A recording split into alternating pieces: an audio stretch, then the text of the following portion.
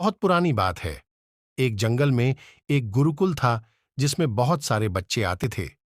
एक बात की बात है, गुरुजी सभी विद्यार्थियों को पढ़ा रहे थे, मगर एक विद्यार्थी ऐसा था जिसे बार बार समझाने पर भी समझ में नहीं आ रहा था। गुरुजी को बहुत तेज गुस्सा आया और उन्होंने उस विद्यार्थी से कहा, जरा अपनी हथेली तो दिखाओ बेटा। विद्यार्थी ने हथेली गुरुजी के आगे कर दी।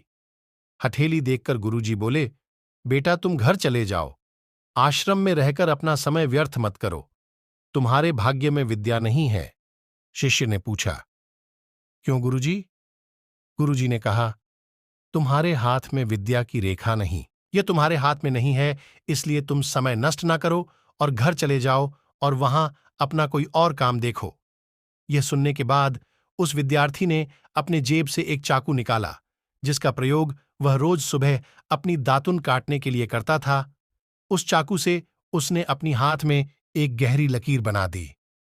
हाथ में खून बहने लगा। तब वह गुरुजी से बोला, मैंने अपने हाथ में विद्या की रेखा बना ली है गुरुजी। यह देखकर गुरुजी द्रवित हो गए और उन्होंने उस विद्यार्थी को गले से लगा लिया। गुरुजी बोले, बेटा तुम्हें विद्या सीखने से कोई ताकत नहीं रोक सकती है। दृढ़ निश्चय और परिश्रम हाथ की रेखाओं को ही बदल देती है।